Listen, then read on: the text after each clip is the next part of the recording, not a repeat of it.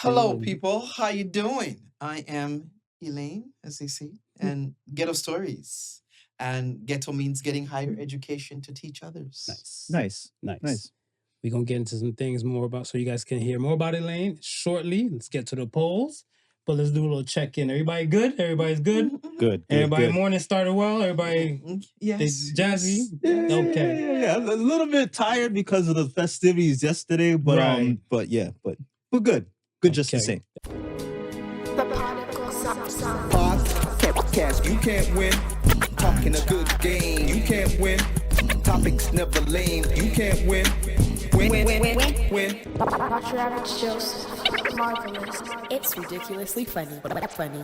What's up, everybody? I'm Marvelous. And I'm not your average Joseph. And we are the Podical Sons. Let's start the show. Like, comment, subscribe, all the above, all streaming platforms possible. Podical Sons podcast. All of that. You can hear us live and direct, and you can also see these faces on the website and YouTube as well. Cheese. So let's start the show. We have a lovely guest today on the show. Miss Founder and CEO of Ghetto Stories herself, Elaine. Talk to people. Let them know about you. Hello, people. How you doing? I am Elaine, as they say, and Ghetto Stories. And ghetto means getting higher education to teach others.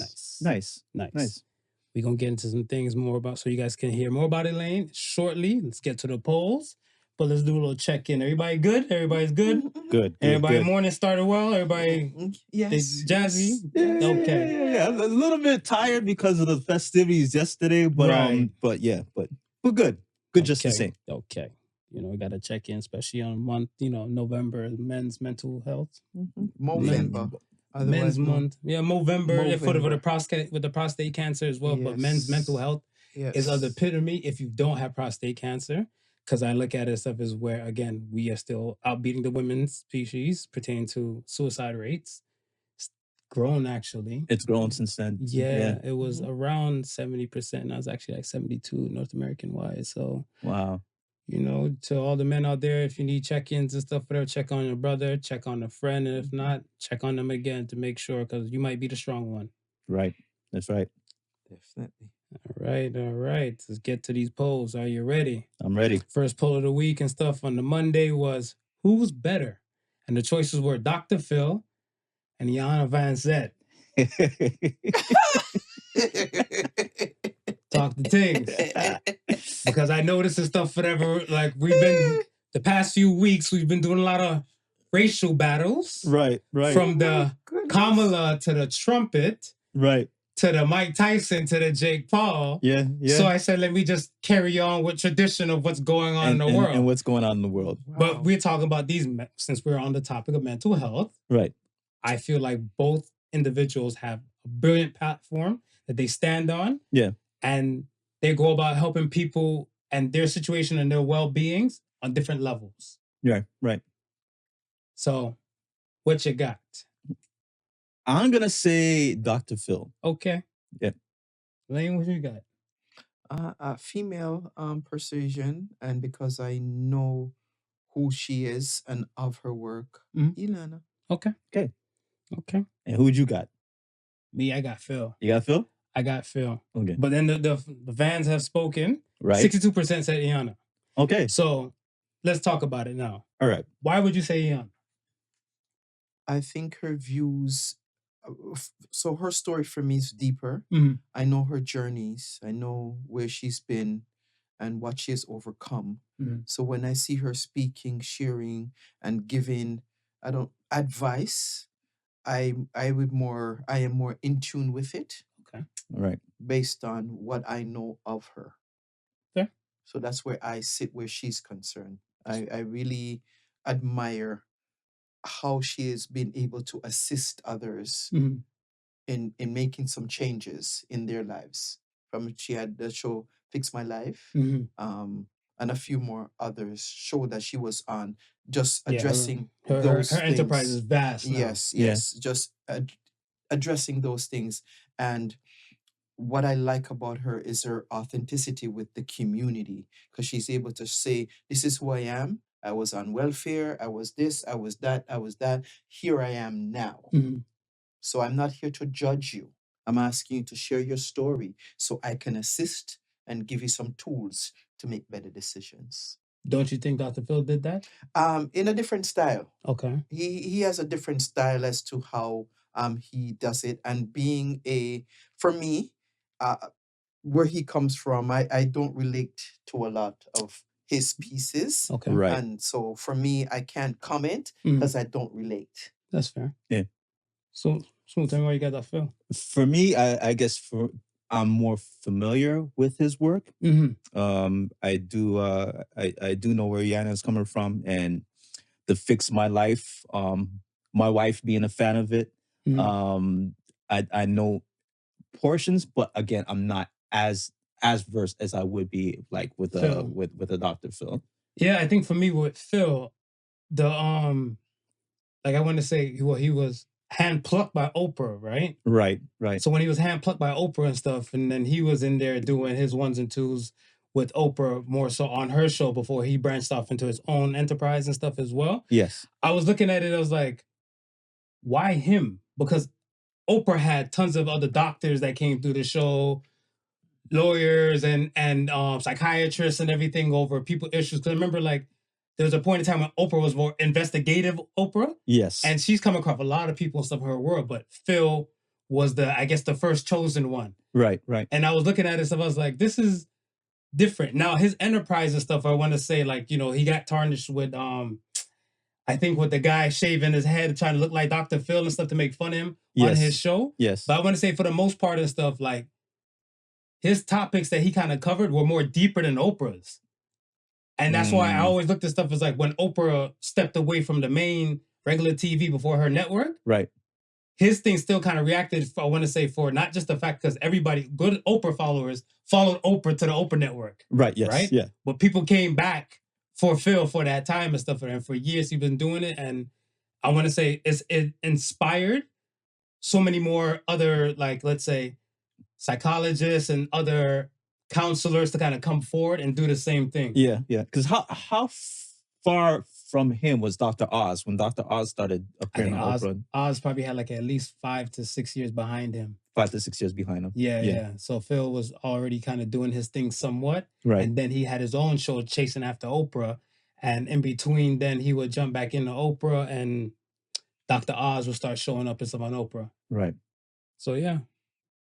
It's okay. Now, do you think because our viewership is why they went with Yana? I think everybody's choice, like Elaine's choice and stuff is dead on, right? Like I look at stuff as like, what's relatable to you? Right. If it's not relatable and stuff to you, I understand the stuff, whatever you don't get it. Yeah. But I look at it stuff as where are you giving yourself time to kind of take it in? Right. Because it's kind of like the opposite could be said, like they're making noise about the Beyonce and the country, like how she was shafted for the country music awards and everything. Yeah. Did they take the time to take it in? Right. Yeah. Like, how many other country artists have you actually listened to say this is why it happened? Exactly. Yeah. Right. And then vice versa and stuff. So a lot of times and stuff, whatever. Again, I was playing with the racial views and stuff, whatever. A lot of black people would just see black and they'll follow, but they can't even spit like maybe a book, like even a paragraph out of Dr. Vanzant's books. Right. Like some of them don't even know she's a doctor. Right. So I mean, like if you even to go to that level and stuff, you're like, did you even give Phil a try? Did you open your mind to look on the other side and stuff, whatever? Because it's never good to stay in your own echo chamber, right? Right. When it comes to Ilana, I have every book she's ever written. Nice. Every book she's ever written, I have. And I've taken the time out. And when I have girls groups, I would give the books to and say, here's an opportunity. Read something different. Mm-hmm. Right. What I like about Dr. Phil is that he takes the time out to really push the subject matter so that everybody can understand. Mm-hmm. I like that about him, right? But like I said, not really a lot of the things that he's a part of, not relatable for me. That's fair. Your choice is your choice. Yeah, and I say it as a woman, and not just a woman, as a black woman, because that's how the world's gonna see me. Correct. Right? So as a black woman, I respect her pieces. And one of her books is called Pieces from Broken Pieces. Right. And I found me in that book. Nice. So well said. All right. What was the second poll like? The next poll says, Do women still cry over men? And the viewers and the participants have said 65% said yes. How do you feel about that? Yes. Fair. Yes, you cry. If it's somebody that you have that relationship with that has touched your heart in so many ways, yes, you're going to cry. Fair. Yeah, you miss things about them, you're gonna cry. How about you, Smooth? What you got? I feel less cry over men. I don't feel like it I was feel less too. as much before. I said no. You said no? I said no. Yeah. Not Because- well, no, as not in like they don't, but as in less. Less. Yeah, It's way. I think the landscape of modern times and stuff, whatever. I feel like, remember, we always had this discussion and stuff that social media kind of gives you a perspective to say like you don't need anybody, Right. And I think throughout, plus like let's say what we've seen in the culture and stuff, whatever, throughout society, is kind of like it'll dance into the world and stuff of you can do bad all by yourself. You don't need him, girlfriend. Right. So when you have some of that, I'm not saying the stuff that the tears don't happen behind closed doors. Yeah. But I want to say publicly speaking and stuff, whatever, most of the time and stuff, whatever, a recovery and stuff for a man is a lot harder and is not really seen. Right. Because I think the assumption is that we're out here and stuff, whatever, just jumping right back into the world and everything. But again, mental health thing. Yeah.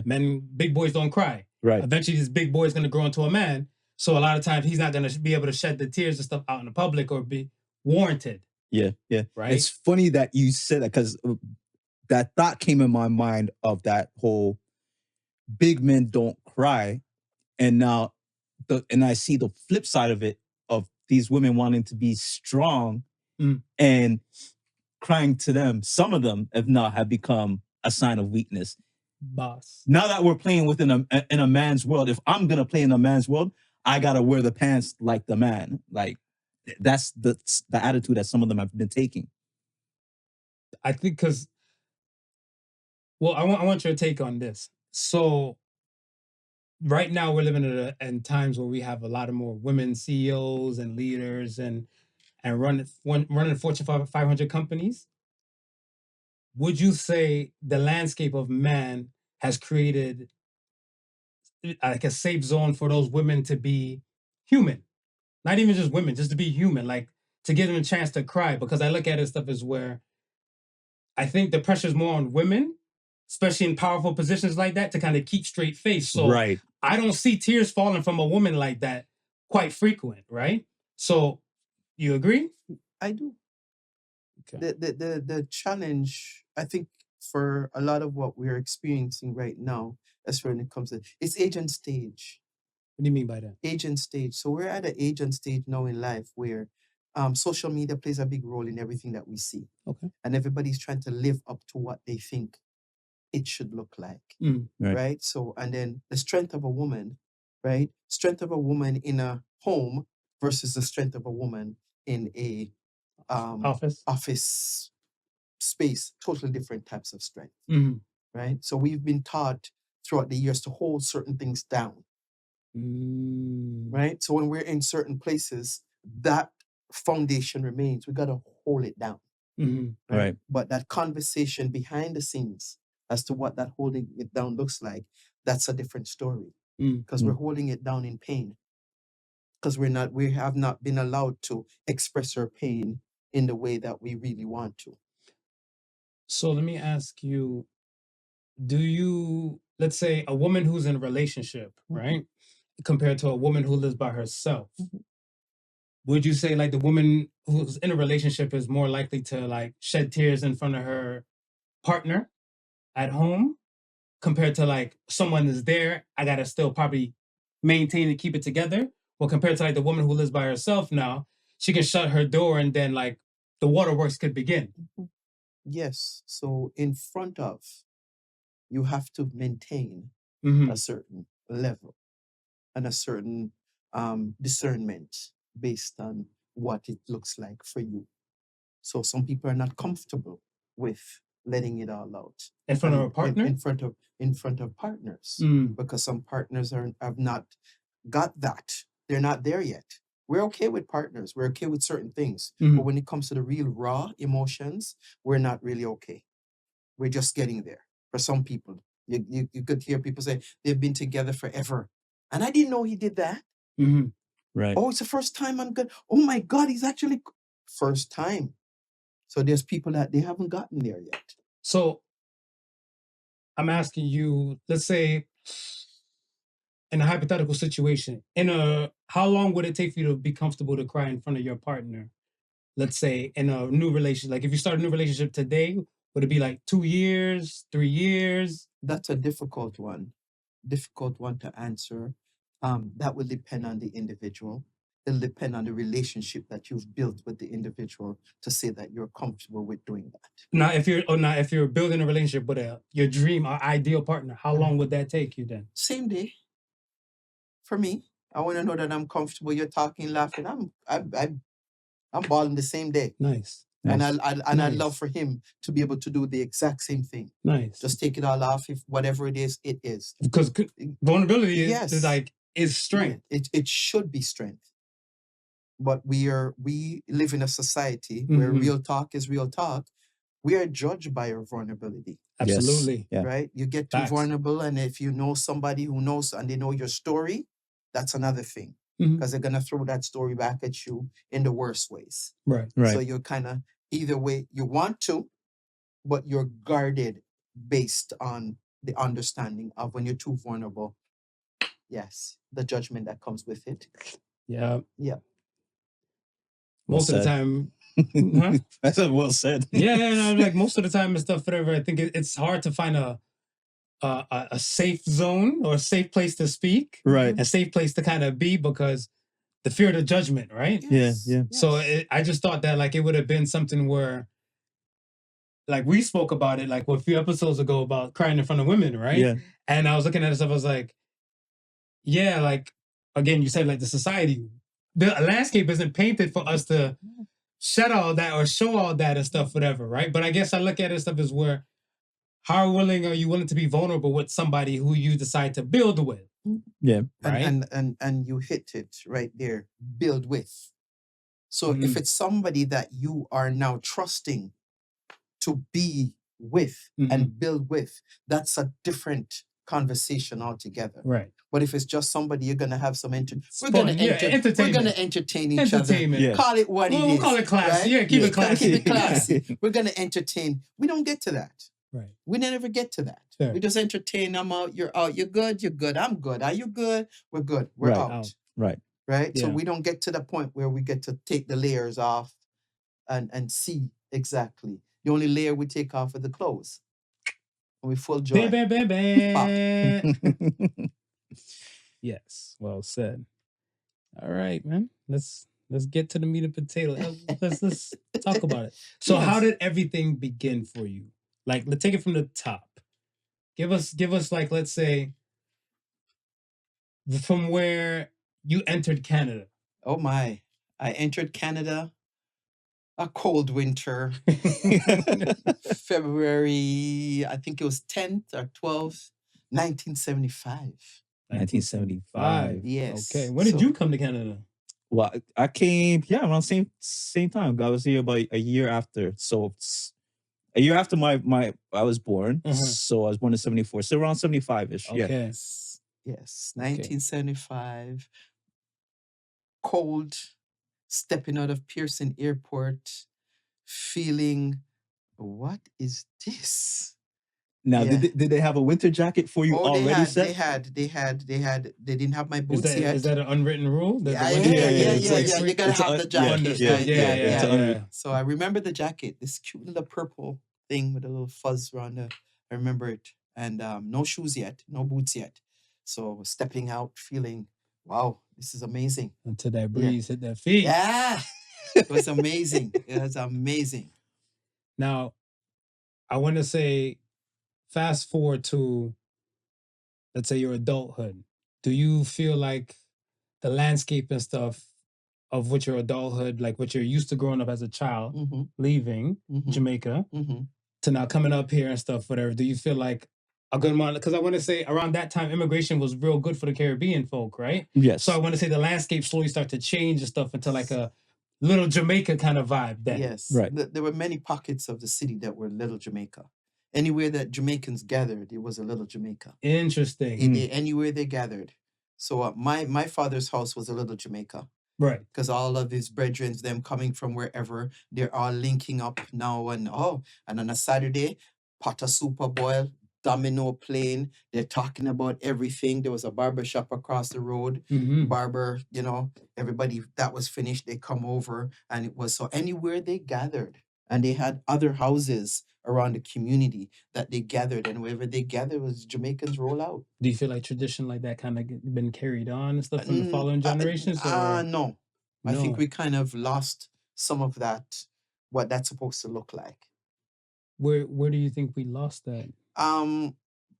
Because I'm going to use the word foreignerize. Give us the depth. Translation. Yes, please.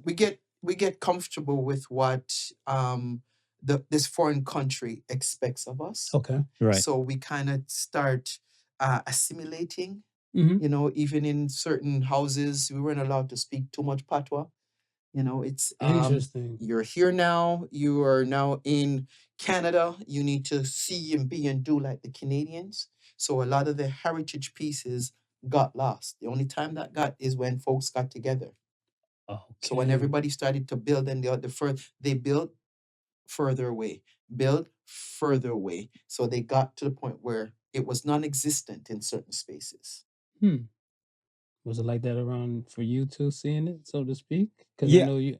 As a kid, I witnessed the gathering at homes. You know what I mean? Right. And that would be the center. My interest just peaks and says, when did like Eglinton became That new hub instead of the households and everything? Because they hunted for a space that we could all commune. So the way they created that space now, people could now go and see things that look like. So Right. they had a store, Mr. Fisher. Mr. Fisher had a store right at the corner. Mr. Fisher's store resembled something straight out of Jamaica. You could get your 50-cent cigarette. Like that's the type of vibe that it created. Right. So all the other spots that start to build up, start to create that vibe. So now you didn't have to bring people to your house for that vibe. Right. You and the people would go to that vibe. So on a Saturday on Eglinton West was a vibe. We were right along Roselawn Avenue. My cousins live right there, right on Vaughan and Roselawn area there. Okay. And we were on Eglinton. And that's where you got to see people that look like you. You smell food that you know.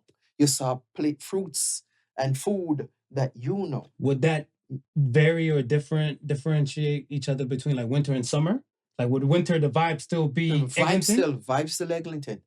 Vibe still Eglinton. Summertime, sweeter vibes because you're outside. Right. Yeah. Food is cooking outside. You can pull up and there's a vibe, and there's a man bring out his domino table, and they're right there, and there's nobody stopping anybody. Right. So now fast forward to 2024 now with let's say the landscape of Eglinton being Eglinton and stuff. What do you miss so much that you're not getting anymore? There's from no there? vibes. Nothing. There's nowhere to Straight go for a business. real. It's just businesses. There's nowhere to go for real vibes. You know what I mean? In the summertime, young lady Lori Beezer created the farmers market in Reggae Lane. So that was happening for Sundays. We had Miss Masani, who has Studio M Productions, and she created a few vibes that we could bring back the vibes on Eglinton. Right? Okay. And I tried a few of that myself, bringing back the vibes. But it's all businesses. And everybody, because of what has taken place with Metro Links, everything is just like people don't know what's really going on. And folks are afraid to really do much. Now, you being who you are, with a community activist that you are, what do you think it would be I think like just the ideal of getting more people and stuff to participate? Is it more of a business kind of shake each other's hand, or is it more reach out and touch people? It's a reach out and touch. The businesses exist. So what we have to decide is, how are we as a community? What is it looking like? Mhm. And what do we really want? And are we willing to put in the work to get it done? Because everybody has their view of what it should look like. We have Reggae Lane, but we don't talk about, there's a piece of Reggae Lane that everybody's quiet about. Reggae Lane at the back is a drug infested community, Interesting. right? So Right. so when things are happening, those folks are coming out into, and folks are kind of, oh my God, get them away from us, get them away from us. That would change They've the crowd. existed for years. Right. So what politicians need to, what has happened is they go in, and every couple of years we add some new lights. We do a walk, a safety walk, and all these things. But those folks have been there for years. Right. They need something other than that. Right. Right. And we have the foundation places like the Treasure Isles that's been there forever. We have the Wraps that's been there forever. Right. You know what I mean? And all the barbershops along that have changed hands, but But they're they're part still- of the yeah. of Still the part of the community. community. We had lost Randy's for a minute. Randy's is back now. again. So that was a foundation in the community. Mhm. Right. But folks have to see themselves as part of the community. We don't see ourselves. A young man got very upset. Oh, Jamaica, why does it have to be named Little Jamaica? That's because a lot of Jamaicans came in and put that place together, Yeah. right? But a lot of them are now far removed because they've not been fully invited to the table to have the uncomfortable conversations to get things happening. And the young people are not present. Man, I remember just growing up, just as a child. I don't know if you remember, right at the corner of Jane and Western Road, Faye had her West Indian shop. Yes. And that was the first shop that I've seen that a Black person owned. You circa time frame. What is This would have been, I would say, 79 Okay. to 80s. Like, that's when the first Okay. time I would be able to, follow my parents go to the That's corner store. inspirational. That's good. That's Yeah. good for that time. Yeah. So, but I say that to say this is that back then, everybody used to get their bread from Sunlight Bakery. Sunlight Bakery was on Eglinton. Mm-hmm. And the first time that I followed my parents to go to Sunlight Bakery to get bread, it was yes. Because all this time, it was just Faye I seen at the corner who had a shop.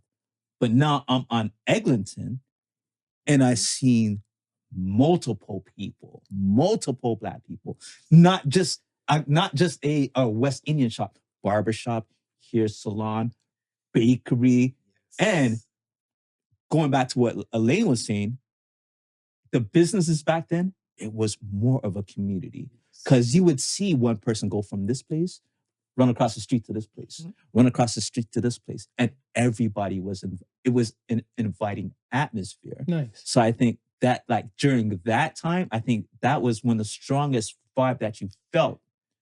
That at that point was Little Jamaica, because that was exactly how the streets in Jamaica operated. Yes. Like, you would hang out at one shop, leave that one shop, and go hang out at the next shop. Yes.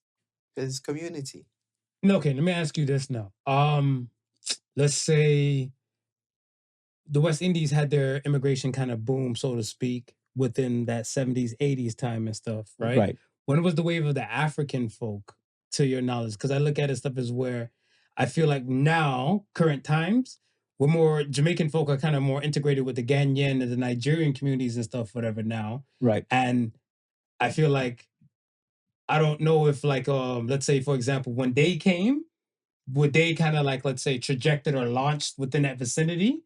And then some of them probably grew up and stuff with that whole Jamaican culture and stuff as well. For them to say, like, coming up now, like, why we got to name it Little Jamaica? Yeah. Because I'm asking and stuff, like, when do you recognize, like, let's say, the continental folk? Continental folk were always here. They were here, like, before the boom. They were here with us. Okay. They were here with us because the influx of immigration started mid 70s. Okay. Okay. Right up until 1980. The big influx okay. came. 75 and onward. So they were just coming even from more, all over. All over. Yeah. Gotcha. So what happened was now pockets of community, and people started identifying and creating their own, taking their own space and creating their own pockets of, like Wilson area. Mhm. You have a lot of Nigerian Ghanaian, Right. right? So all the different folks picked an area that they felt and saw and started to build it up, Mm. right? But we were Okay.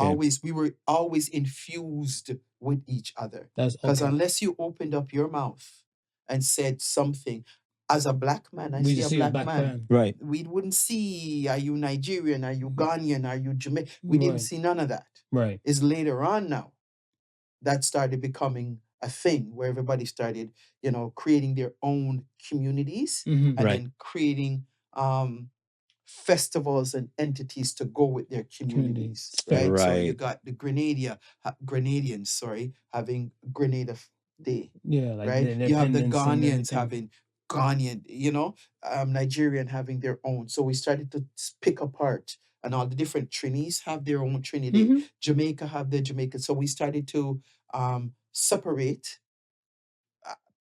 to educate, because you can come to whichever one you don't have to be, Right. but Because the everybody- landscape was just yes, open like that over there. Right, Then right. yeah, you get everybody- educated regardless. yes, everybody was wanting to create their Their own. own.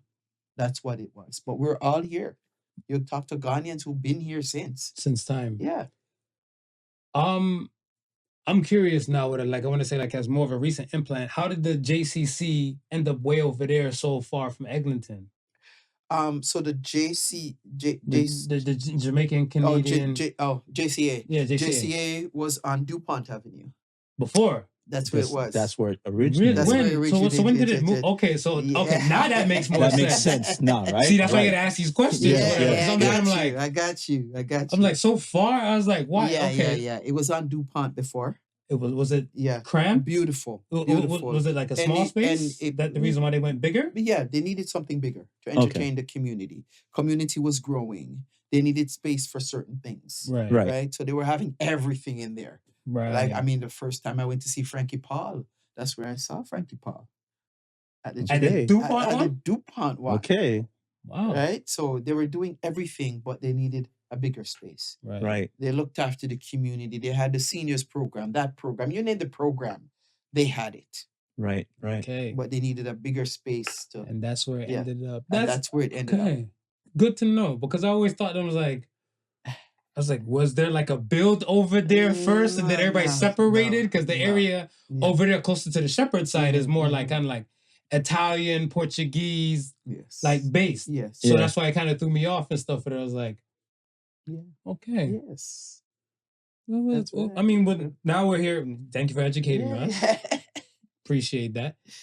Tell us, how much does education mean to you? Oh, education, quoting Malcolm X, passport to the future. Ooh. How come I never heard that yet? Yeah. Nice. Yeah.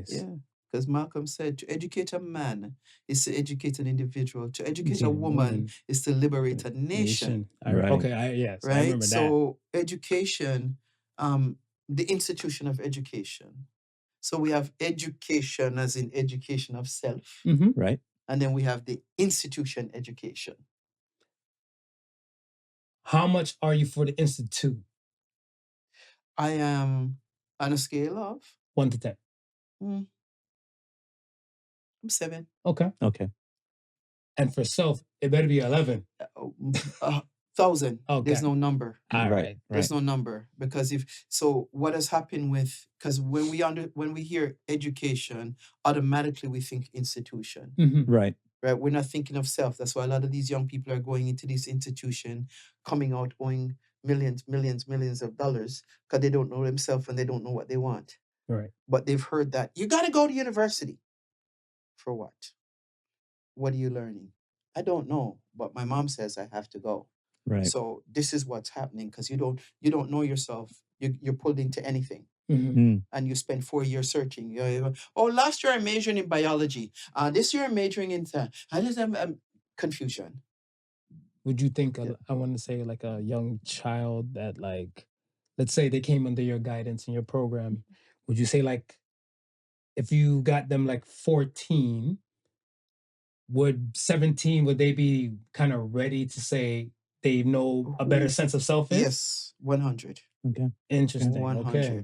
And when we think of school, we're thinking of the regular Like high curriculum, schools yeah. and regular Curriculum. curriculums. Sometimes we have to step away from that Definitely. because not everybody can function in those settings.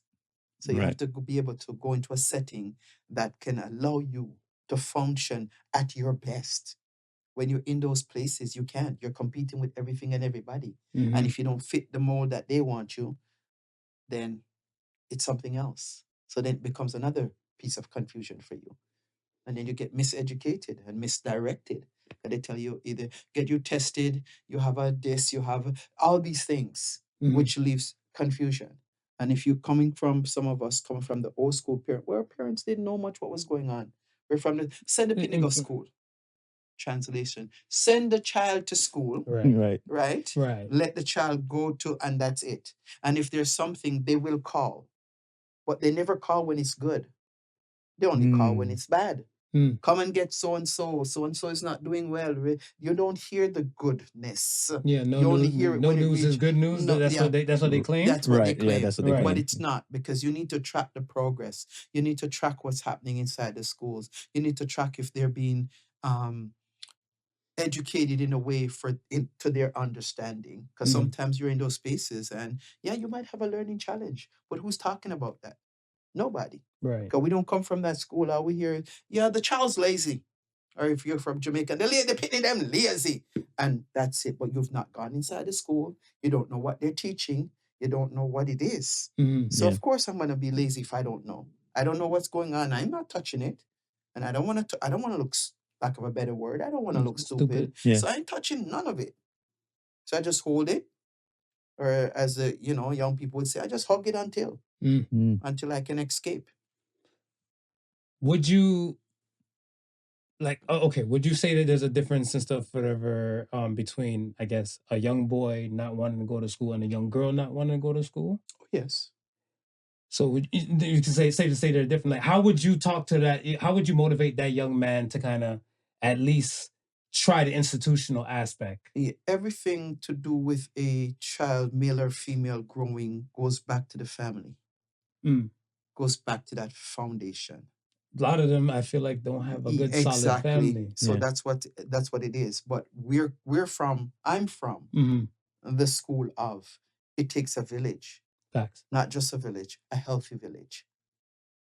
So Big difference. Big difference. So some of us were in villages that were not healthy for the growth. Mhm. So that created a lot of confusion, right? And when they don't know what's going on, what do? We don't know. We're gonna run.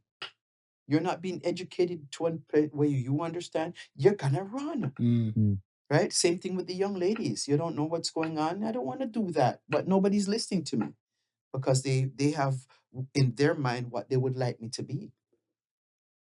With your program, do you how does that work now? Is that integrated within, like, I guess, a motivational kind of thing? Oh yes. Or is it a program? Is it, like, Yes. community center So wise? all of it. So my pieces of community has been, they're now using it as a sexy language, but get them where they're at. Explain that. Get them right where they're at. So whatever is happening, you get to see them right there. They don't have to pretend to be anything or any that they're not. Okay. Right. Okay. Right? Then that's when we start having those conversations. So what is it that you want to be? What do you want to do? Maybe I have a mentor for you that you can start spending some time with them. And then you'll see what you want to do or who you want to be. At this time, let us take it slow. What's happening? And you cannot educate the child without meeting the parents. A lot of the program that I was a part of, we were glorified, and I say it loud and clear, will never take back my talk. We were glorified babysitters. They open the door, send their child in. Yeah, I'm gonna pick up 4:00. What time program's finished? 4. All right, I'll be here 6. You know what I mean? So It's facts. yeah, Yeah. I've been where I arrive and they're already sitting there waiting for me to come inside. Wow. And sometimes some of them in some of the places that child face no wash. That child just rolled out. They probably just throw something on them and just because there's something happening inside the building. So they just want something somewhere for, and nobody. So now we're paying attention that we need to get to know everybody. We need to know where's dad, right? And what's happening while dad's not around, right? What's happening with mom? Where's mom? Where's mom's head at? What does mom do? You ask all, what does mom do for a living? What, because when you understand the dynamics of the foundation, You have a better then understanding you to have a fix the better problem. understanding how to Right. give them some tools, right? Because Right. everybody have a problem. We have different problems from different places. Facts. Right. But if we don't what it is, it doesn't have a name and it doesn't look the same way for everybody. Facts. I look at it as if it's so. The family foundation, I think we've been, I want to say, underlooking because they've been putting a lot of things on the institute. Right. Right? Yeah. Like from even like, I want to say, even a sex ed talk. Yes. Yeah. We just relied on institute to do it and stuff, whatever, instead of like the family. Yes. Like, you as a mother, Yes. like I'm pretty sure you had to talk to your kids and stuff individually about it. And I feel like that's a proper parent. Yes. So to speak. And then you have the other ones and stuff for like, we're here to pick you up at this time. Hopefully they can fill in the blanks for it. Yeah. And there was a lot of that. And even in this different styles of communication, because we're coming from the old school foundation. Old school foundation, they didn't talk much. No. Everything for them was a parable. You know what I mean? You're getting in a song. Everything was a parable. How got pumpkin belly that you have to ask your old time granny. Yeah. Like everything that we learned was a parable. And you couldn't ask any questions. Because if you ask any questions, you're feisty. You're not you don't talk back to, you know what I mean? So you're here, you're having all these questions, you're hearing all these little throw, Well, what if you don't understand it? You're just screwed? That's it. That's it. You're just screwed? You just know about a water and a pumpkin. Yeah. And you got to differentiate. Water, pumpkin, walking, belly, and we hear these things. But what do they call a young pregnant woman? When the belly look, pumpkin belly. See, she have young pumpkin. You know what I mean? So there's a moment where the parable is, right? At one part. At one part of it. But how are we getting there? So we don't talk about, sex. There's no conversation about what is that, all you hear is, I remember mine. You start see a period, no, you can't, baby. Done. Done. That was it. That was it. Yeah. Start see a period, you can't have baby. So that means you associate period and baby. So you're scared. Yeah. That would paint a landscape. Scared, man. For somebody just new scared. to it? Yeah, scared. Yeah. Period, baby. So that's it. And that's how a lot of and so we have to understand it now that we're old enough to dissect it. We understand that their teachings came from a place of ignorance, right? You cannot teach what you don't know. So they don't know. And now we are coming from another place now. We are coming from a Caribbean where certain things don't happen. And now we are here in a foreign country where they want to know everything. And you're allowed to talk about everything. Right. Right? So we can talk in certain places, but when we get home, no. Right, because the Caribbean culture is still practiced in the house where that's where we we're don't coming talk our from. business. No, Right. No. Some things are, no. You cannot say this is happening. And then we're coming from that place where, beating was still a thing, right? And if you go and there's a mark on your skin, and so what is that? Can't tell them. Father beat me. Can't tell him that. Yeah. Can't tell him that because I'm, coming home. Father beat what? What's happening here? And then all of a sudden, you open up another. We've discussed this on previous shows and stuff. Like, which rules do you go by? The laws of the land or the laws of your culture? So in this community, when they invited us here, Mm-hmm. we have to abide by their rules because it's their land.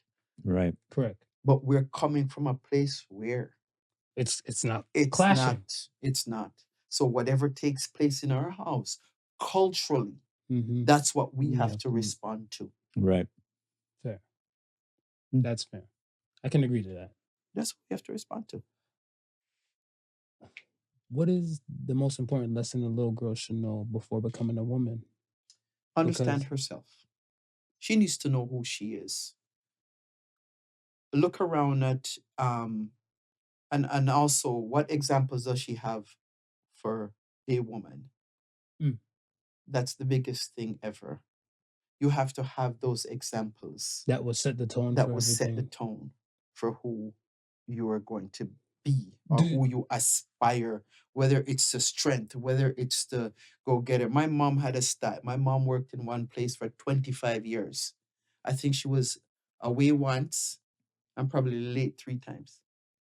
Out of 25 years? Out of 25 Oh, that's years. amazing. That's That's Right. wow. You She gotta had- applaud that right there. Like, Yeah, oh, yeah, hey, It's just- that is serious. She had a style of discipline when it comes to those things.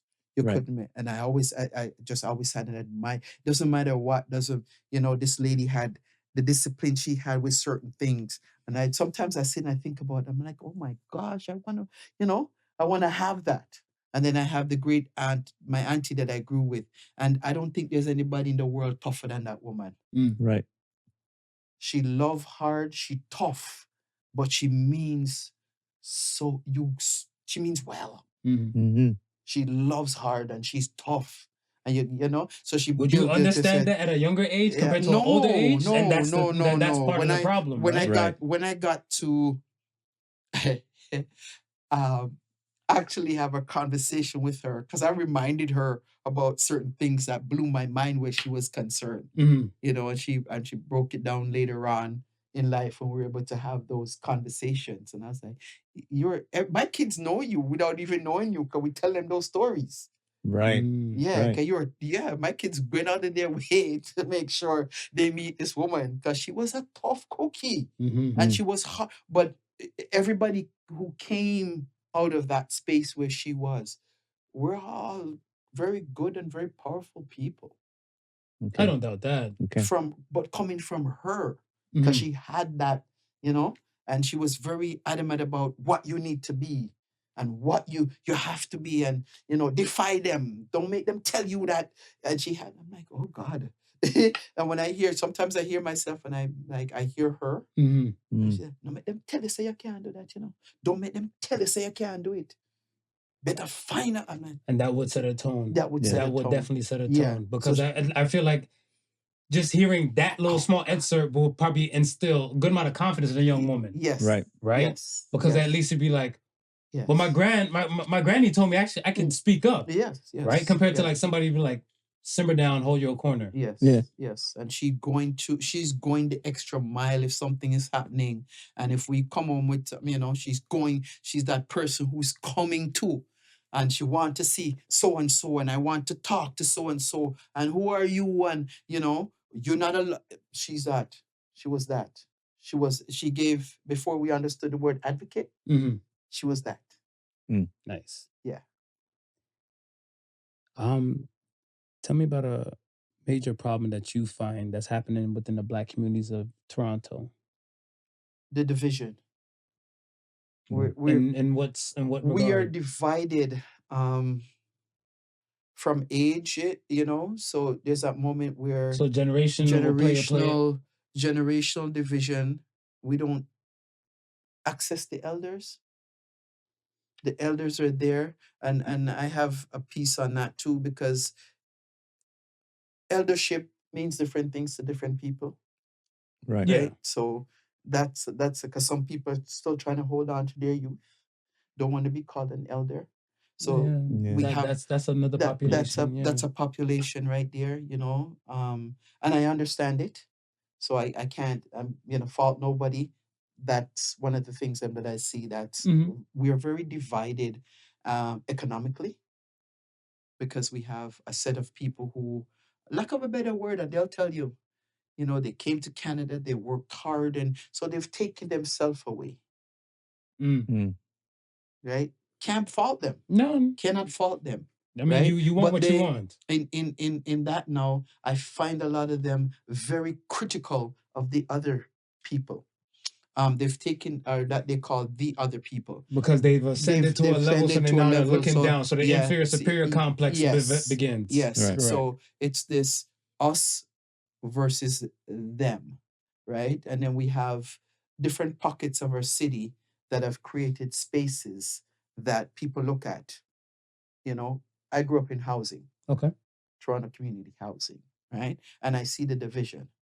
And I see when we try to go into certain, and even there, where we should all be somewhat have a camaraderie, we're still fighting each other. Right. Because you're coming from one block and I'm coming from another block. Right. Right. And I always tell them, and you know, shout out to Urban Res, and they tell you, say, the block mentality blocks your mentality. Oh, I like that. Like, yeah.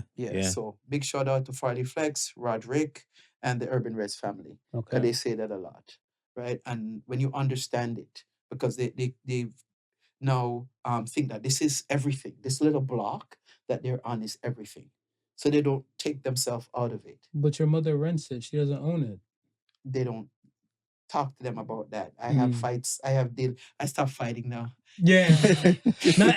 One of my important lessons I learned last year was not every fight is your fight. Not your fight. So and we come from where the elders say those who know better do better. Facts. So when you understand it from different levels, you can only speak to the pieces that you understand, and you can only, if the person's ready and willing to have a different conversation, then we can start to talk about how do we break those things down. What does that look like, right? I remember when I worked in Scarborough, I would always take them out of the hood.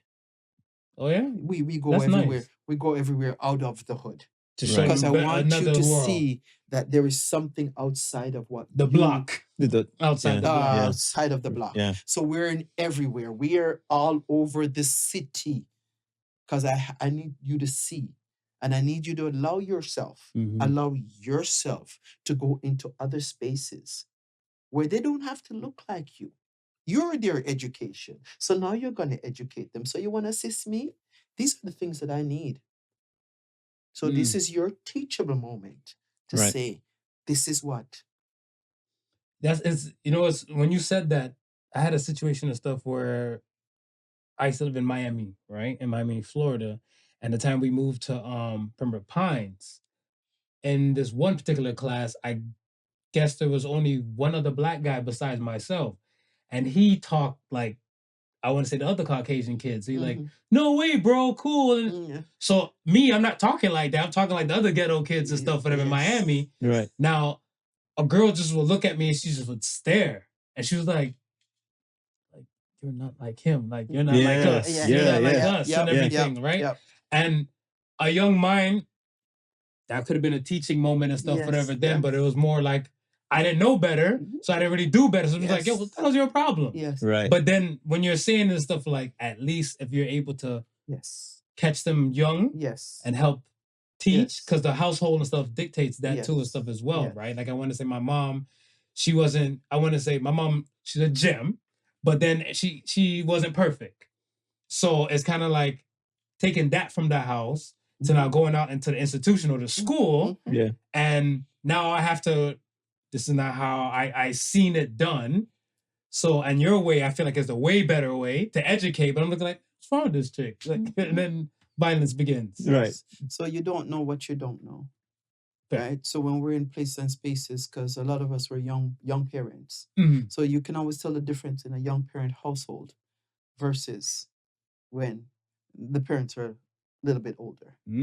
Because the conversations are different, the behaviors are different, the knowledge is different, everything is different. Yeah. Right. I grew with my kids.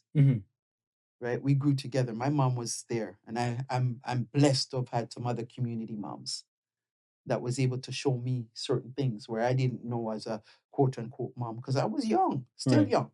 Right. I had my first child at 16. Okay.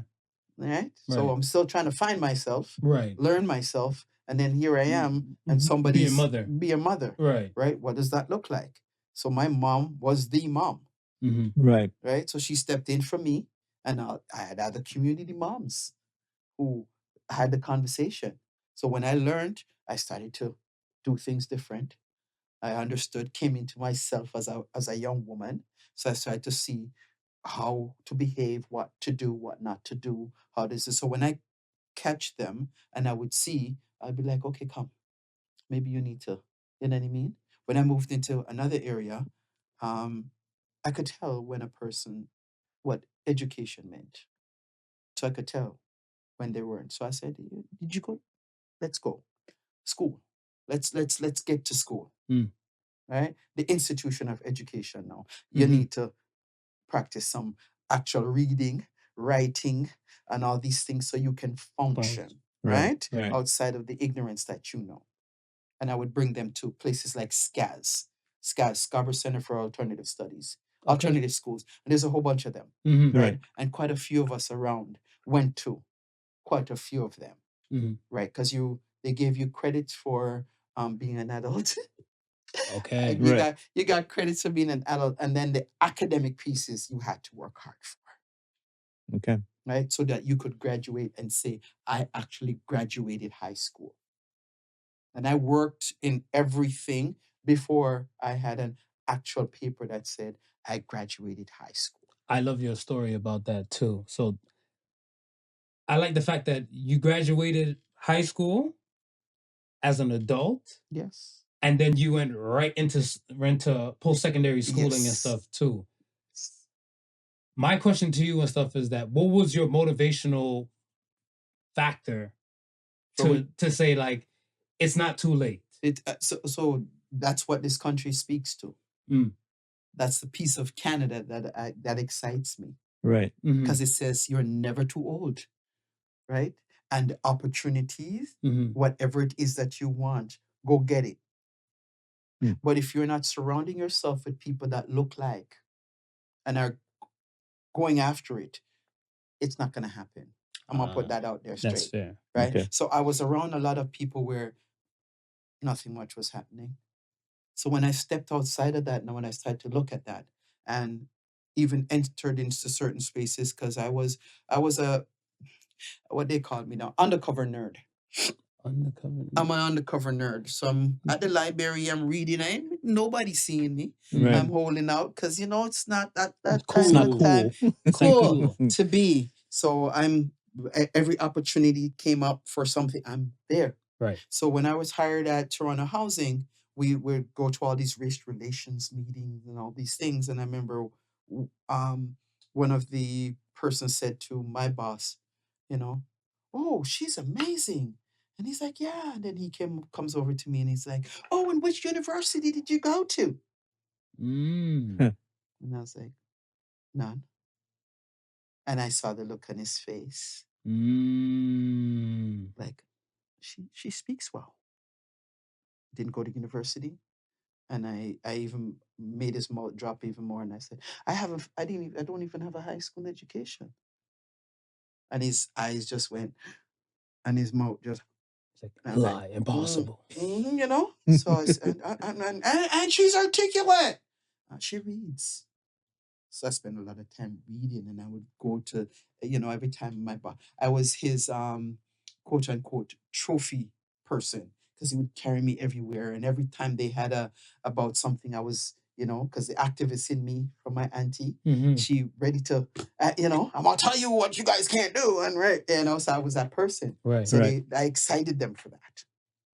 But he did something to me that was totally amazing, and it changed the trajectory for me. Okay. Okay. So we're there, just like how we're talking, and he said, after I shared, and I said to him, I want to go back to school. And he's like, why? You're doing so well. But we had a moment where we were they'd hired somebody. So because of the work that I did, they were able to hire somebody else, because they're like, you can't do all that by yourself. Right. Because I'm Right. showing them what it is and what they need to do and all these things. So we were in a spot one day, and he's introduced the person and his words. this is so and so, and she has a degree in criminology. And this is Elaine. She's just really good with the youths. Mm. Backhand compliment at its finest. There you go. Mm. I gave him my resignation. 2 weeks later, I gave him my resignation.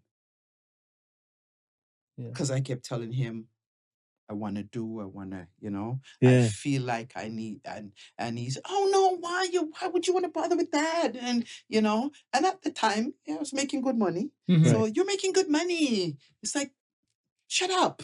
And just, and it didn't sit good. And I resigned same time. 2 weeks later, I Yeah. gave him my resignation. I said, thank you very much. I'm going back to school. That's Good amazing. for you. That's Yeah, amazing. Good for you. Yeah.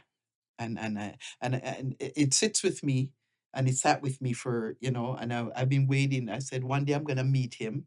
I've seen him a couple of times, but it wasn't the place to have the conversation. Time and Right. place To for tell everything. him what that did for me. Yeah. Yeah. Yeah, because it brought me to I level up. I leveled up because I realized, okay, that's when the institution of education comes into place. I fell in love with learning, Mm-hmm. Yeah.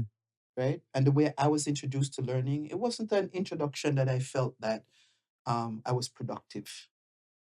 Mm. Yeah, because if you didn't get it right, you're coming from the Caribbean household. They're not nice. They're not nice when Yes. things aren't. Yes. Yeah, idiot. Don't. Yeah, don't swap me. Yeah, dummy. You want me? Yeah. So when you would hear that now, you'd be like, Very discouraging. I can't tell them that. Yeah. I don't, Let me see the spelling homework when they give you. How much you get wrong? But none of them are sitting down with you to say, because they can't. Right. Right. Right? Yeah. This is not the language that they know. Right. This is not the spelling that they know. This is not the anything that they know, because they're not coming from that. Right. Right? As articulate, my mom was most amazing person. She only had a sixth grade education. Mm.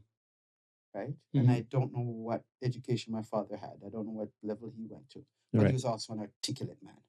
Mm-hmm. Right?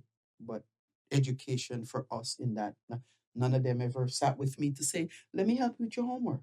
Right. Right. Right. Right.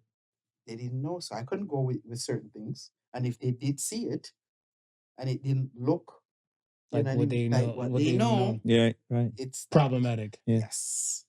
And for them, it was always, I'll learn enough to get by. Yes. Right. Yes. And I don't need anything past that. That, right. yes. Yeah. And But that's how they were introduced. right. But and that's with the same thing Yes. that gentleman was trying to say. Hey, you know enough, and you're getting by. Right. Why would you want Why would you anything want more? anything But more? I understand it totally because Yes. again, like my love for music always stemmed from I was a little kid. So from young, I've always been around sound systems. I've been around studios, and I understood the operations of everything, Mhm. right? But it wasn't until I decided to do it professionally that I really took a step back and understand how much that paper that says, yeah, you know things really meant. Yes. So when I decided to go back to school and actually get the formal education, it was like someone I remember sitting in class one day and they had the big mixing board and a gentleman said, okay, it's low. Turn up the pots. And I was like, well, what's a pot? What's a pot? And the pot stands for potentiator. What that really means is that you're turning up the volume. And I'm like, well, why y'all don't just say turn up the volume? Turn up the volume. Yeah. Language is big. Right? And I was like, Yes. no, there's a specific language that if you're in a specific arena, if you don't know, Yes. then you're lost, Yes. right? Yes. And it took me a while to figure out, okay, yeah, I know things, but I don't know it to its full potential. Yes. And there's a difference between knowing things and knowing it to its full potential that may open up different doors for you. Mm-hmm. So and it took me grasping that. And and then when I got the education of audio engineering and I went and started looking around, right? The place I went to was a company called Steinway Canada, and I talk about it all the time because even the other day I spoke to the gentleman Ray Williams who owns the company. I spoke to him and I was like, the first time walking into that building, because I knew it from the software, nothing else, right? The first time walking into that building and saying, hey, I'm looking for a job. I just finished, my audio engineering diploma. So and so days like, okay, we'll let you speak to the boss, right? And he had an office. His office was downstairs. So it was in the strip mall on Marley. His office was downstairs in the basement. And when he came walking up the stairs, as just this tall, lanky black man. And for me, this was the first time that I've seen somebody who's involved in music that wasn't an artist, wasn't a producer, wasn't someone who I've seen typically 99% out of the times a white person would have that role. And when I seen that, my whole continence and my whole thing, it changed. And I was like, okay, I'm gonna get hired because I look like him, he looked like me. And the first thing he said to me goes, well, we're a music technology company. What do you know about computers? And then again, computers was my thing. I loved computers, but I was like, I only know so much. Yes. Here's a position that I need to know so much more. And he said, he goes, I'd love to hire you, but you don't have any education in that. I left there and I went back to school. And I said, you know what, I love computers. Yes. Why not get that knowledge? Yes. And so I got the knowledge. And at that time, Mac was still considered the machine if you're doing anything regarding to arts. But because I grew up using PC. Computers, I figured, you know what, let me just start there.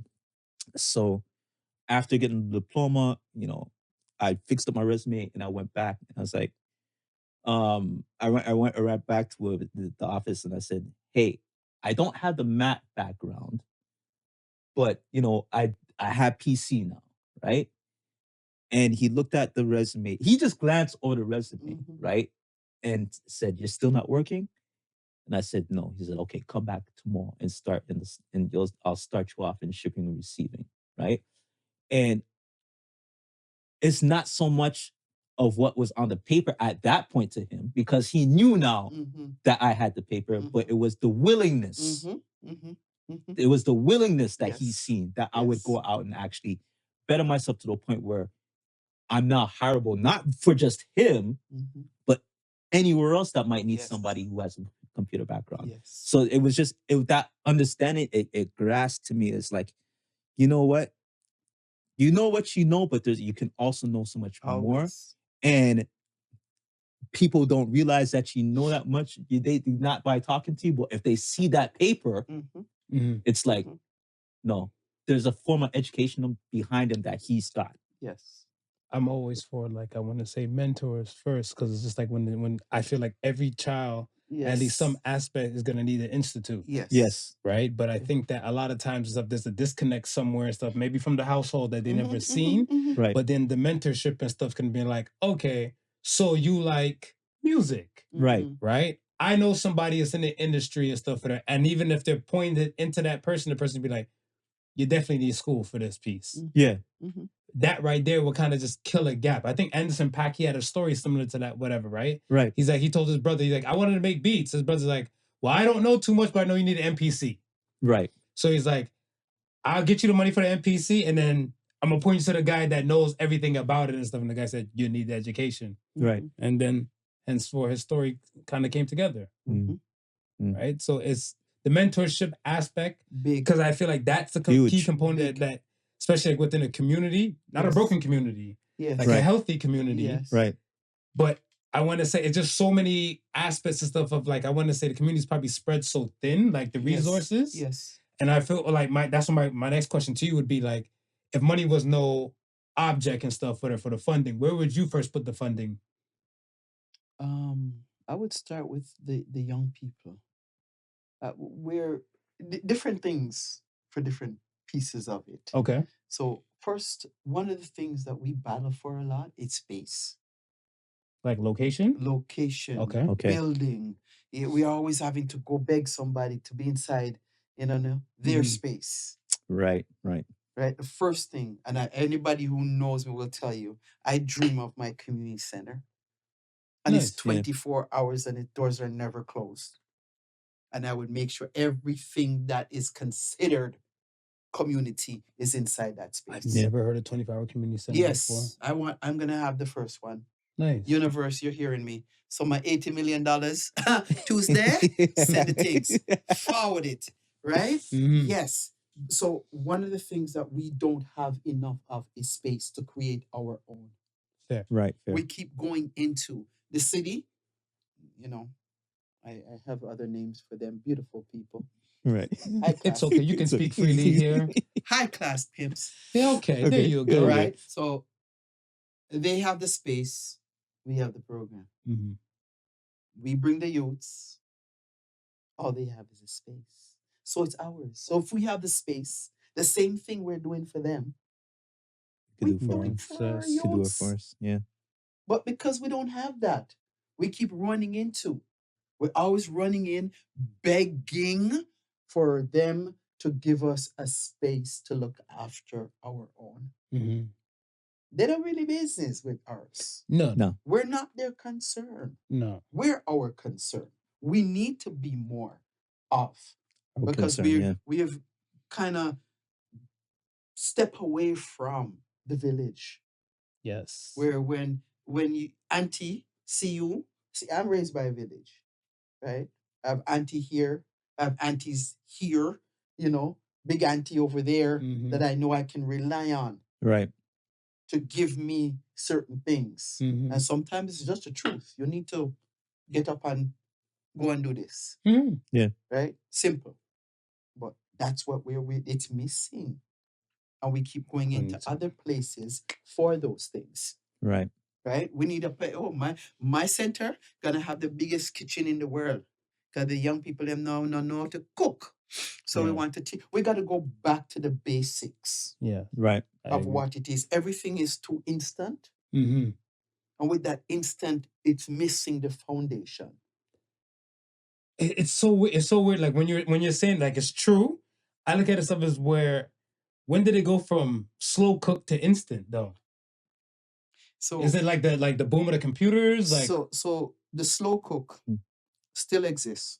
okay. Yes. The value. Because everything that we do is based on a value. Okay. Okay. Right? And how we see things at this time in this world. Mhm. All these different technologies, beautiful. They have exposed us to another world. Yeah. But there's a world that is hidden that they don't get to see. Mhm. That world is called hard work, put in the work. Right. Yeah. Right. Right? They're not putting in the work. Want it now. We're from the old school where you measure the water, you put the oats in, 1 hour for it to boil. Then you add the sweet milk. Then you add your little, your little nutmeg and your cinnamon leaf Vanilla, yeah. and Yeah. all right. Yeah. So all of that is gonna take at least a good hour and a half. They go inside, Quaker, I want something I say instant cream and wheat. instant cream and wheat. We boil the water, we pour the water, we make 2 stir.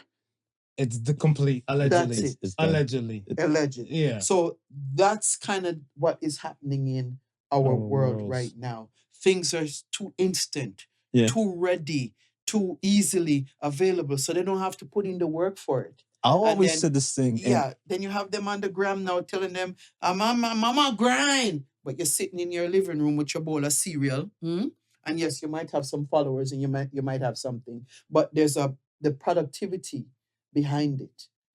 What does it really look like? Yeah. The true work no one sees. Right. And always- that's what it is. I've always said this when I say it, people look at me weird, but I was like, no, like technology breeds laziness. Mhm. And they were like, well, why? I go, well, at one time, you used to get up out of your couch and walk to the TV dial and click, turn, click, click. Yeah, the Even if that was your only exercise that you got for the day, Yep. you got it. Yep. Now you sit down as soon as you want to change the channel. If something doesn't interest you, If something didn't interest you before, you had to think about it. Do I really want to get up? Let me see if I can find some sort of value in this before I decide to make this motion to get up and change it. Yes. Yes. Technology breeds laziness. Yes. And so there's an aspect of it where, and that's the fine line of the bittersweet. So there's the aspect of it where we're now able to see and learn a lot more. Right. Right. With people who are sharing, right, authenticity on their channels about what it is that you need to learn to grow. You need to read this book. You know, everybody's all about Think and Grow Rich. I think I read it 10 times. I'm still waiting.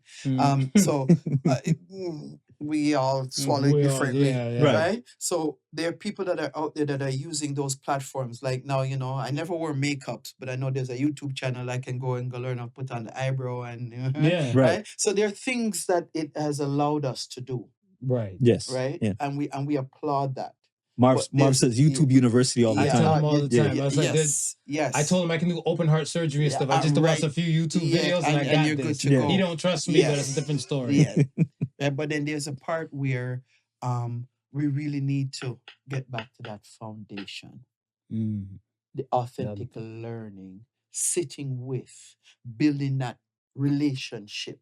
Right. To the point where they trust you enough to know you can start, okay, you need to, you know, and they trust you enough because sometimes there are a lot of young people out there with a lot of learning challenges. Right. Where they don't want to tell nobody. This everywhere, everybody and their mother's diagnosed with ADD, ADHD. We already know that story. Yeah. So there's so many bits and pieces of, but we're not having those real, authentic, can we break it down conversation so we can get to the what's next. You can't heal, but you don't reveal. Exactly. Yeah. Okay. One more question for you. What is your most consistent and greatest hope that you have? Like, let's say with your projects, with my hope, Ghetto Stories. My hope is that people will hear the stories of others and find themselves within those stories enough to make a move to do something different. I like that. Okay. I like that. Because you need, so stories is how you get others to listen. But if you have not made peace with your story, it has no real value. So you've gone through this thing now, right? And now you're ready to do something different. So now you have to trust yourself enough to be open and authentic enough with your story. Be fearless in telling it. Because if you're gonna, I'm telling you a piece of it, but I'm not telling you the rest because, you know what I mean? You've got to be fearless. Trust your own vulnerability. Get it out there. I guarantee you, there is somebody waiting to hear that story so that they can make a move to do something. Yeah. I've learned that. Guarantee. Recently, we had an episode called G.H.E.T.T.O, and I just spoke about friendship and the friendship deficit going on within the world, and people were reaching out and they were saying, like, you know, I had a problem with my friends that I grew up with and stuff, and this is exactly what it is. Like, thank you, because I know I'm not crazy now. Right. Because I thought I was the one crazy looking like, no one wants to get together, no one wants to break bread, no one wants to see each other. Yes, we all have kids in all our worlds and everything, but I'm like, you don't make excuses for adults. Yeah, there's an expectation of the institution of friendships, like the institution of marriages now. That's why we don't see too many of them. And when we do have them, we got to hold tight and dear, because that's a rare product. It's like that rare, what do we call the blue diamond or one of those, it's rare. Right. Because right now, the out is too easy. Out is too easy. You ain't got to do nothing for out. Nothing. You're out.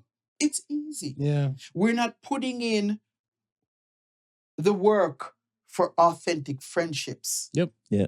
You can't tell your friend in a real life, in a real talk, what's going on. Because if you look a certain way, I say for the longest time, you know, even the other day recently, I battled with homelessness. Mm-hmm. Right? I battled with a whole lot of things. And I remember sharing it with one person. She was so shocked. She says, "No, Miss Ghetto Story, not you." And I said, "Yes, beautiful me." Right.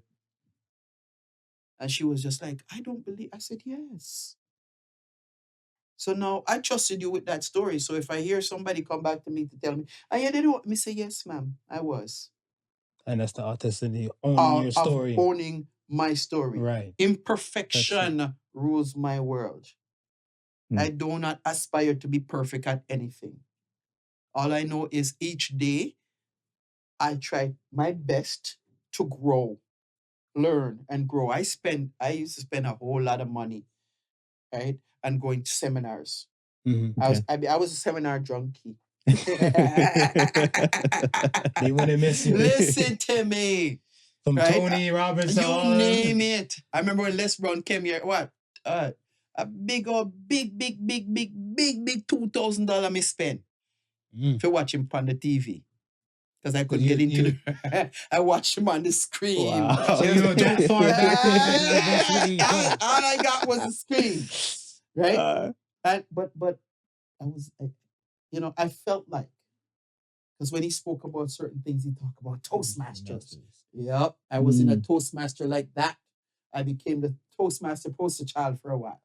Mm-hmm. Right? Winning awards, doing this, doing that, all over the place.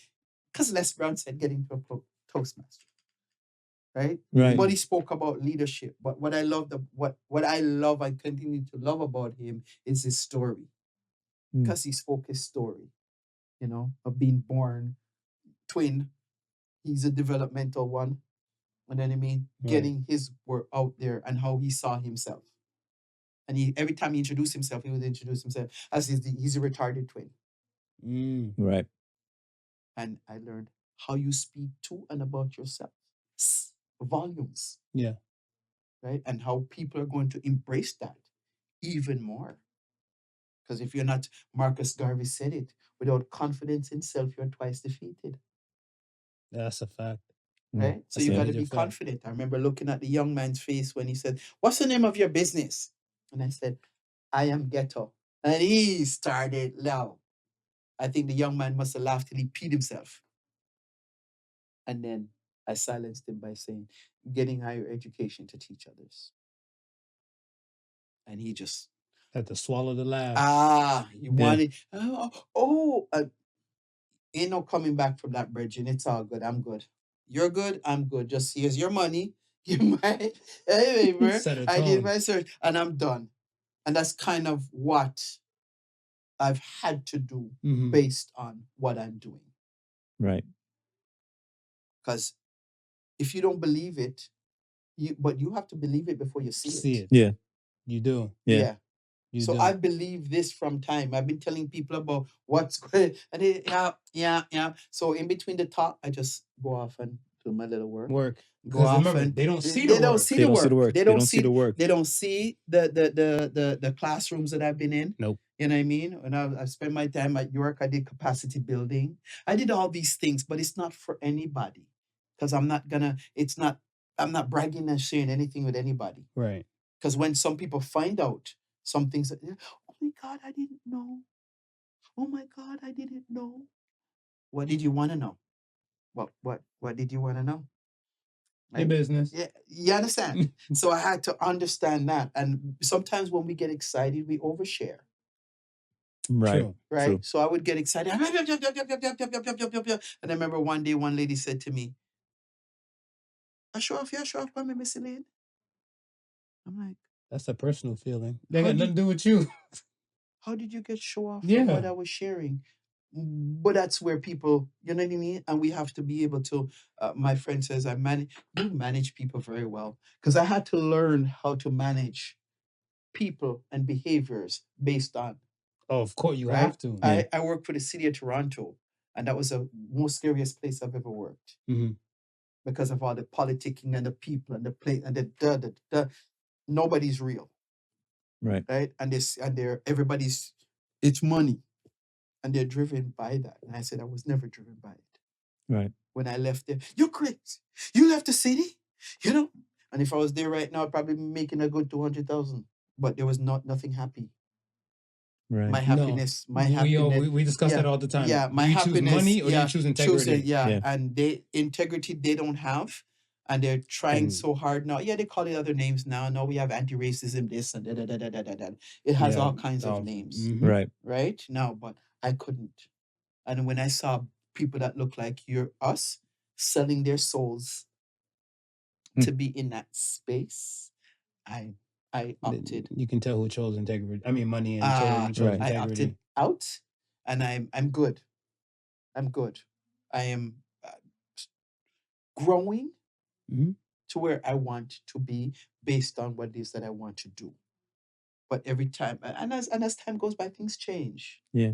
So we're looking at technology has changed. Right. Right. First it was a sit down. Now we're doing here podcasts, big it up, right? Yeah. So we're learning how these different things and what is the message.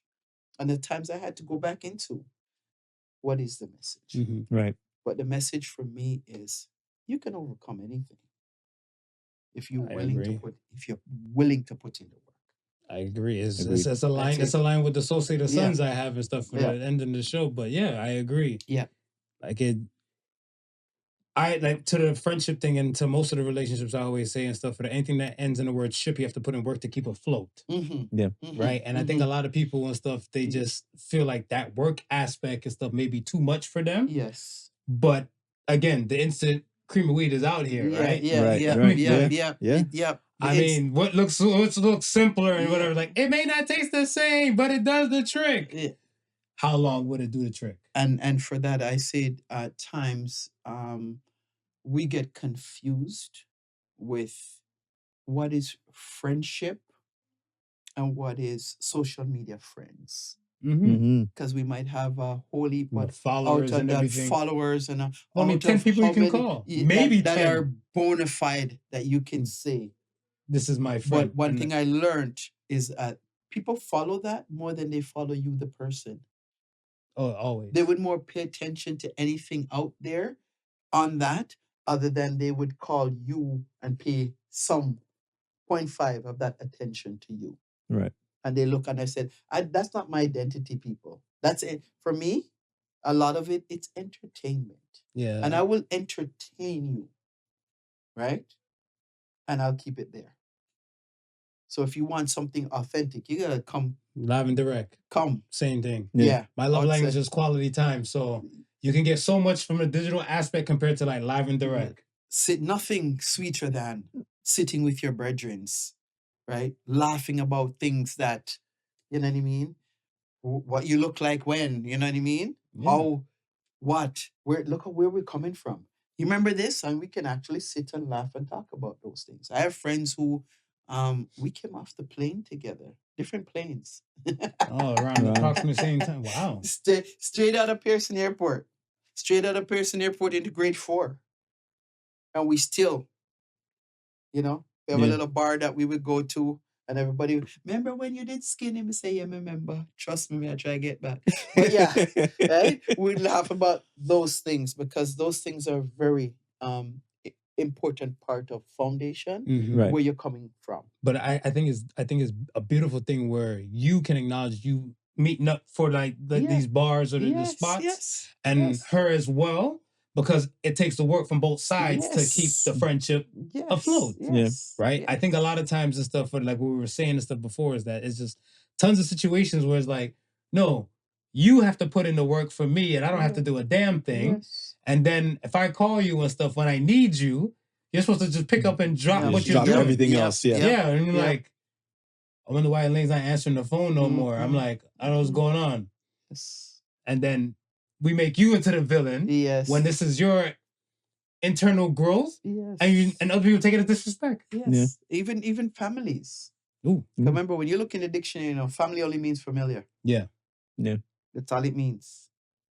So I think sometimes we have our own families outside of what is considered our blood families. Right. right? And that's a bigger foundation at times than a real family. Because sometimes families have some history Mm-hmm. and it's heavy. And you're gonna be tired. You're gonna be tired trying to get through some of that. So if you have some outside people that when you go into those foundation, you just feel love. No, You just feel you get a good vibe, good energy, good everything. My mother always That's said family. there's a difference between the family you're born in from the family you create. Yes. Because you go out there and choose these pieces and stuff that you need to help go through this scary world. Yes. Right? 100. So, that's facts. 100. All right. Let's get to the question of the week and get ready. Yes. All right, ready. Question of the week. When was the last time you did something for the first time? Last 2 weeks ago. What was that? I took a train. I took the GO train down to Union Station, and from Union Station onto a bus straight into Port Authority bus station. And I haven't done that in Really? Tap on. I'm liking this tap on thing. So tapping it on. It has its perks. It has its perks. And I just foot was nice and relaxed, and that was that. Put up my foot, and I'm like, oh, this is really, really nice. Me and my suit wheeling through the place.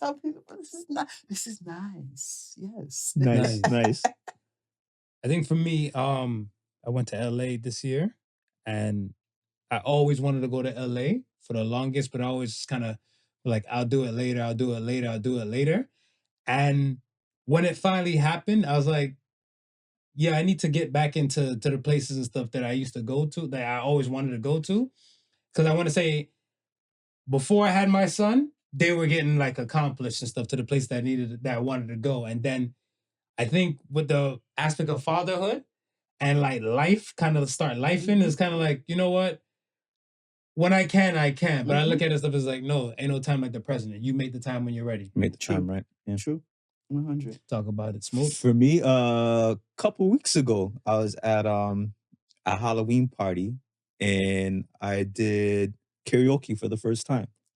Yeah? What you sing? Hold on. You music man. What'd you For sing? the first, Eddie Grant, Electric Avenue. I wanna rock down to Electric Avenue. And yes. you're right. Me, the music man. Wow. I've never I'm a karaoke done king. That's what I'm like. I'm like, how do you not touch a karaoke yet? Yeah. Oh, For the wow. first You time. learned For the something first new. time. Wow. For the first time. That's crazy. And would you go back? Would you You know what? I was like, what was I been doing all this time? Doing other music stuff? All the other music Probably stuff. DJing a karaoke party. All the other music stuff. You catch a fever. You caught the fever. It's nice. That's good.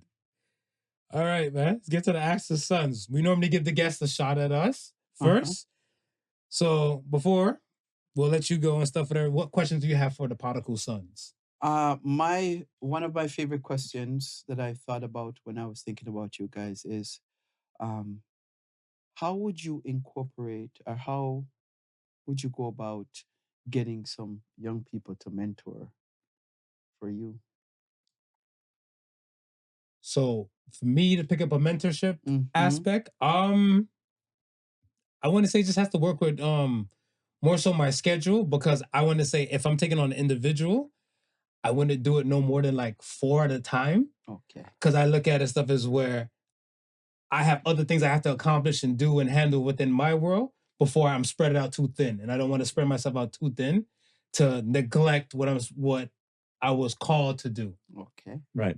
And for me, again, if you're able to, kind of work with my schedule, because, doing this, working full time, and then being a family man, it takes a lot, right? So, in order for me and Marv to actually accomplish what we actually do, is we had to decide on ourselves that Sunday, regardless of everything else, it's a dedicated day, right?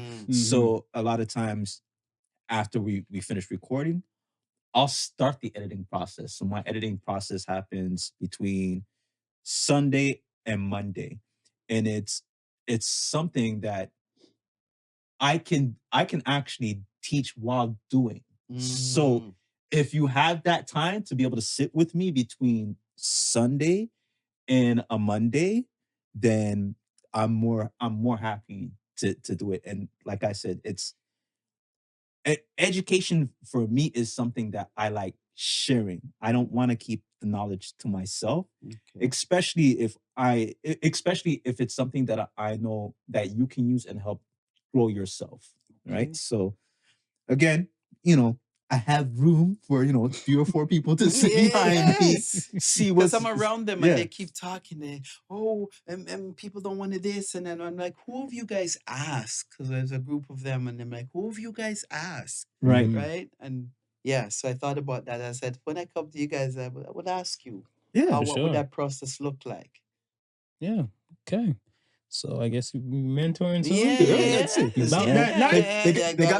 They got my schedule now. yeah. About that life, you gotta get about that life. All right. Next question comes from Black She-Hulk. Who's man's best friend, dogs or cats? I seen the influx of cats recently. He's a cat daddy. I'm a cat daddy. I feel like a lot of people and stuff like the man's best friend dog thing. I'm not saying it doesn't happen as much, but cats got a uptick. Yeah. I want to say within the past maybe a decade or two. Because I used to always never fall short of seeing people and stuff talking about they're a dog mom, dog dad, and everything like that. And now you see everybody and stuff with cat. I see more cat videos online than I see of like some other videos. Right. Yeah. I'm neither. I'm gonna put this out there with love. I'm Jamaican. Animals in house, no. But being foreignized, they kind of grew. And my granddaughter has 2 dogs, and they started like, my daughter calls them her grand dogs, her grandbabies. So dog, where I live, every other person has a dog. Okay. There's more dog than anything. So you still see more dogs? I still see more dogs. Yeah. How you feel, Smooth? Cat daddy. For me, I still see dog as considered as man's best friend because they're more attentive. Yeah, cats to don't you. love you. Yeah, no, you're a servant. You work for the cat. Cats are very sometime-ish. You work for them. Where's my food, human? I was like, the other day, Willow came and Willow's his cat, folks. Willow's the cat. Willow came and she sat in my lap, and I was like, "Oh, you're being affectionate." And she looked at me, but the face was still screw. Yes.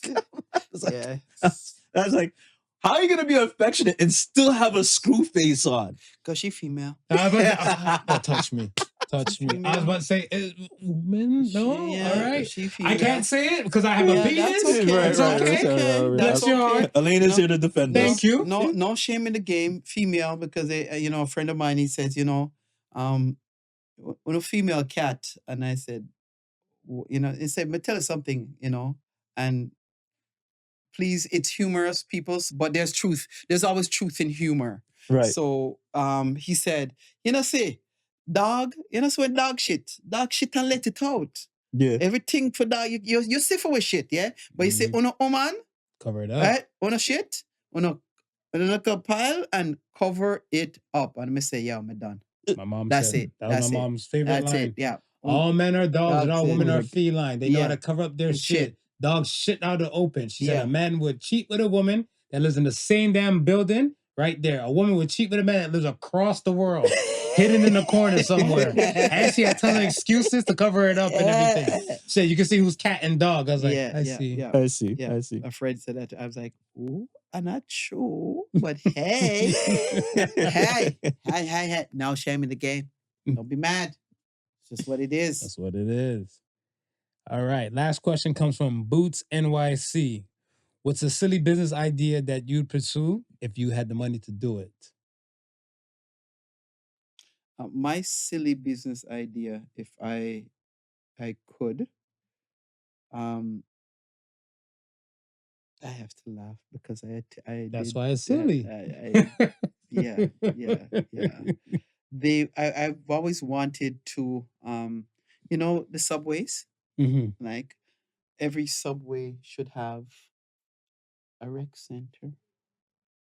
But So for me, every stop should have a spot. You see, Spot. like they were doing it in the malls where I Yeah, I remember. yeah, I remember. yeah, I yeah. remember that. Yeah. And so I would feel like because we see them and they're crowded and they make noise. And if every subway could have a little spot for them to be for a few hours, just to be, that would be, I would love every station.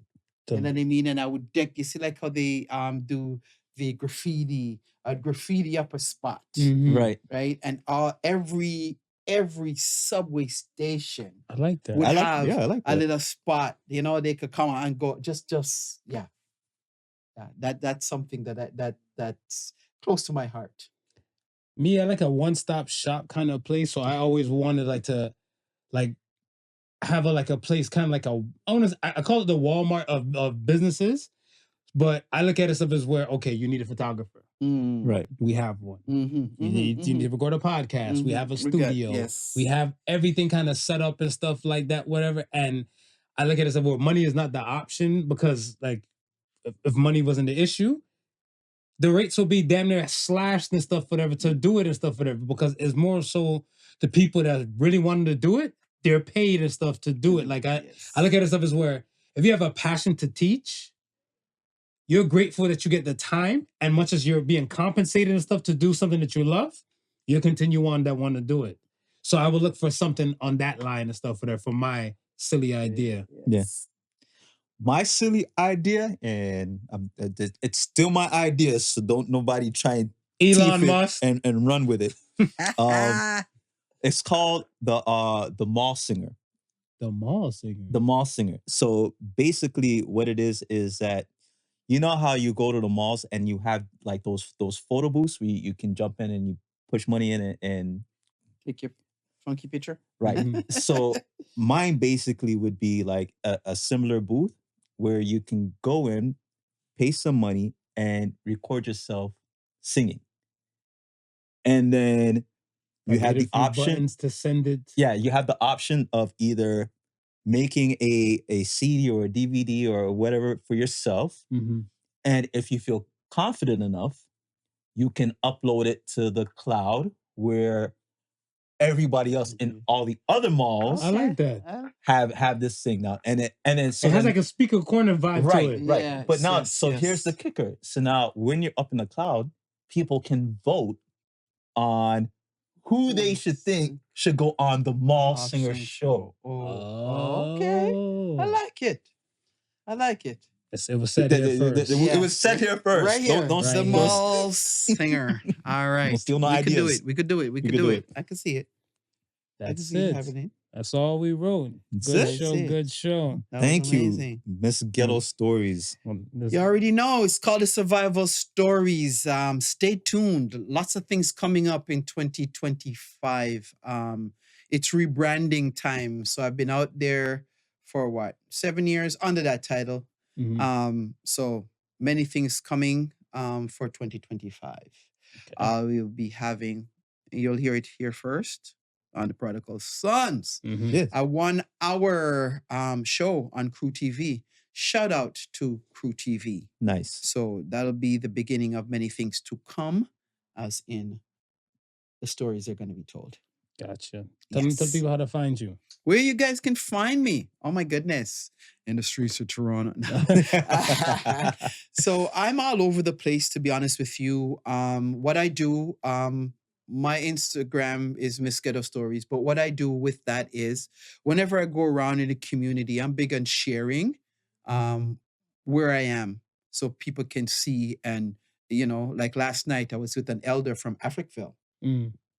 Right. And he was sharing all the stories of Africville. And I remember going to Africville. I'm like, oh my God, this is amazing. So I just share with, sometimes I share stories of myself and my journey.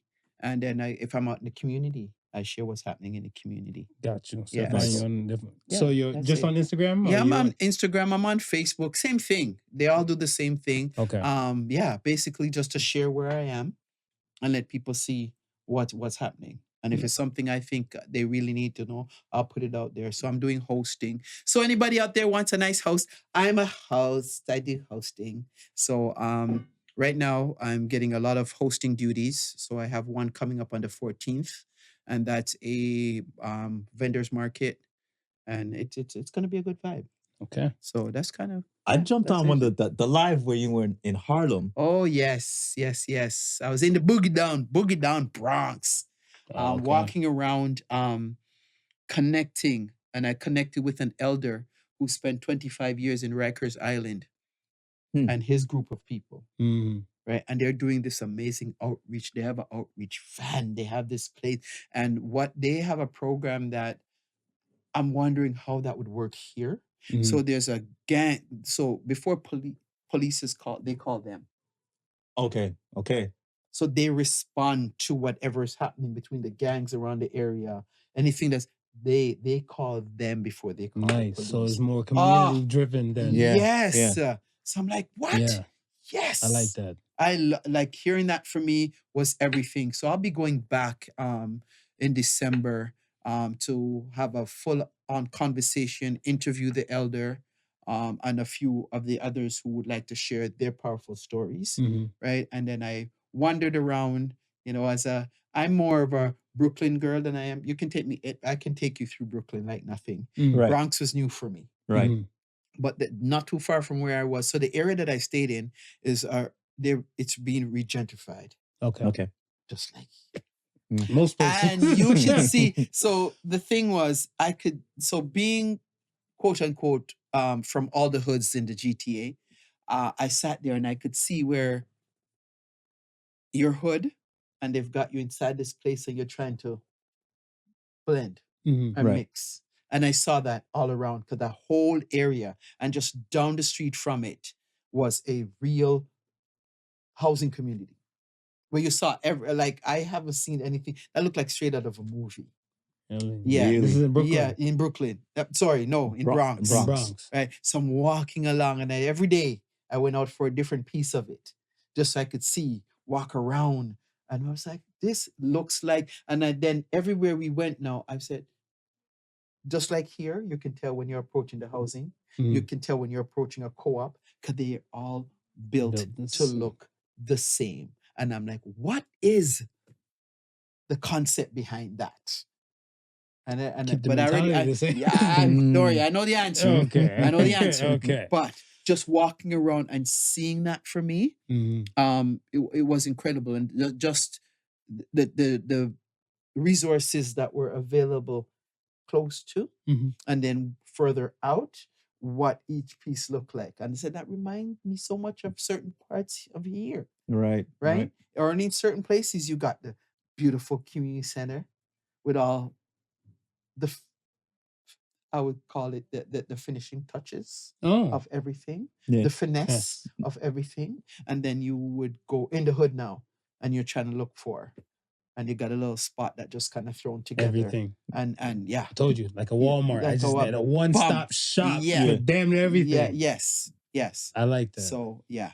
So community, and I'd love for us to get back to the real authentic communities where we looked out for each other and each other's children. We loved on them. Doesn't matter who, doesn't matter what, if they don't look, they could be the ruggedest of the rough. Sometimes all that roughneck needs is a hug. Yeah, absolutely. Just a hug to say, I got you. So, yeah. Blessings. Yes. Thank you. And big up yourself, sons. I love this. It's a good moment. We are here. Yeah. It was a good moment. Gonna wrap it up with Associated Sons for the week. Associated Sons this week says, it's never too late to reclaim your dignity. So says the Sons. I mean, it's a beautiful, you were walking testimony and stuff to that as well. Like from your story that you given earlier, I think that one is a perfect prime example. So when you were saying, I was like, I had this already made. So I was like, without even hearing the story. Because I look at it stuff as where there's some part of you and stuff for like Whitney said, no matter what they say, they can't take away my dignity. And don't let nobody think it like they already taken it away and you can never reclaim it. It's yours. You can reclaim when you're ready. So say the So sun. says the sons. So says the sons. We appreciate you for coming through. Thank you for blessing us with the time and stuff. Yes, and it's fun. we can do this again and stuff in the future and stuff Yes, when you're yes, ready. yes. When the rebranding starts, you're happy to come back and when share. the rebranding starts, I will definitely, be back and share all of the goodness, because it's all it is. It's goodness. Yes. All right. Blessings. Once again, thank you for listening to the Podical Sons. Remember, the difference between genius and stupidity is that genius has its limits, y'all. Peace and love. Be safe out there. Peace and love. Peace and love. The Podical Sons was not your average Joseph show, and so guys. fucking marvelous. 1:49. A full hour? Yeah, hour, almost 2 hours. I lie. It didn't feel like that. Conversation. Yeah, That's good how we do it. conversation. Exactly. Wasn't just conversation.